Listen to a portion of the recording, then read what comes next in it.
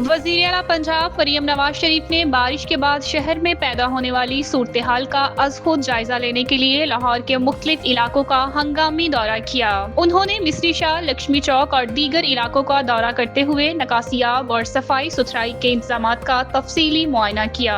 वजीर आला पंजाब मरियम नवाज शरीफ ने सड़कों पर जमा पानी की फौरी निकासी के लिए किए गए इक़दामात का जायजा लिया और मुतल्लिका इदारों को नकासियाब की रफ्तार मजीद बेहतर बनाने की हदायत जारी कर दी। दौरे के दौरान मरियम नवाज शरीफ ने सड़कों के अतराफ नकासियाब के निज़ाम का भी मुशाहिदा किया और इस बात पर जोर दिया कि किसी भी मुकाम पर पानी जमा न होने दिया जाए। उन्होंने सफाई की मजमूई सूरत हाल पर अदम इत्मीनान का इजहार करते हुए फौरी बेहतरी की हदायत दी। वजीर आला ने शहरियों को दरपेश ट्रैफिक मसाइल का भी खुद जायजा लिया और ट्रैफिक के बहाव को रवां रखने के लिए मौसर इक़दामात की हदायत की। वजीर आला के इस दौरे का मकसद बारिश के बाद पैदा होने वाली सूरत हाल का बर वक्त जायजा लेकर फौरी बेहतरी लाना और शहरियों को दरपेश मुश्किलात को कम करना था। उनका कहना था कि अवाम को रिलीफ फराहम करना हुकूमत की अवलीन तरजीह है और इस मकसद के लिए तमाम वसाइल बरोकार लाए जाएंगे।